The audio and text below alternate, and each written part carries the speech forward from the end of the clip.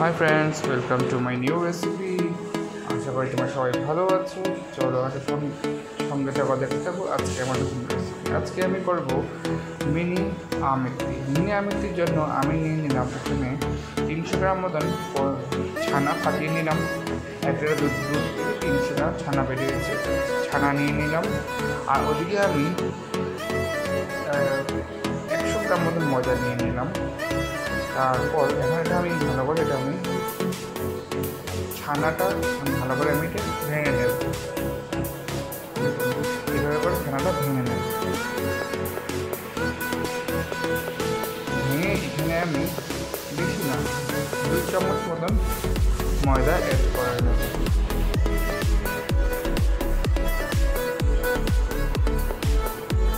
ময়দা অ্যাড করে আর এখানে আমি 1 চামচ মতন সুজি অ্যাড করে নেব আর 1 চামচ মতন ঘি অ্যাড করে নেব। এই সমস্ত উপকরণগুলো ভালো করে এখন মিলিয়ে নেব। ভালো করে মেখে নিচ্ছি আর তারপর হাতের তালুর সাহায্যে এটা ভালো করে মিলিয়ে নিচ্ছি। দেখুন, মিলিয়ে এটা একটা নরম ডো হয়ে গেছে।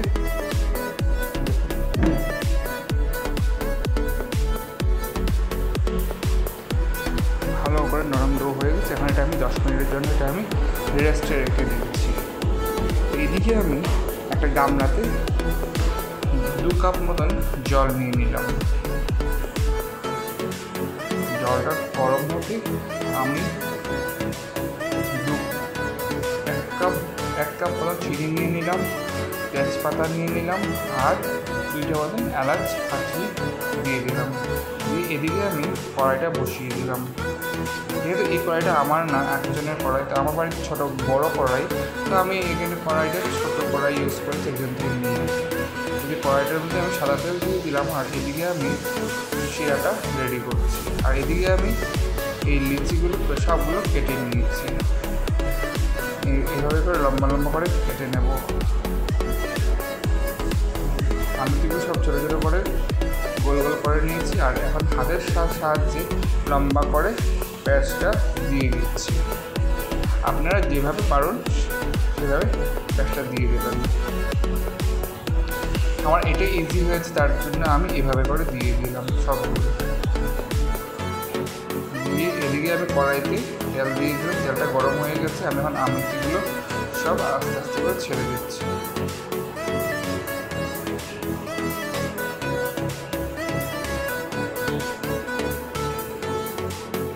এখন লো নিচে আস্তে আস্তে করে এটা গরম করে নেব। দেখুন আমেথিগুলো লাল লাল হয়ে গেছে আর এদিকে শিরাতে দিয়ে দিলাম। এখন অল্প সময় শিরাতে ভিজিয়ে রাখবো সমস্ত রসগুলো টানার জন্য। আরও আমেথিগুলো আমি এখন ভেজে নিচ্ছি।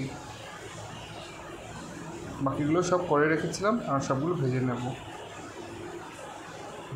সমস্ত আমেথি, মিনি আমেথি ভাজা হয়ে গেছে। এখন এটা আমি নামিয়ে একটা বাটিতে নিয়ে নিলাম সমস্ত শিরা সহিত।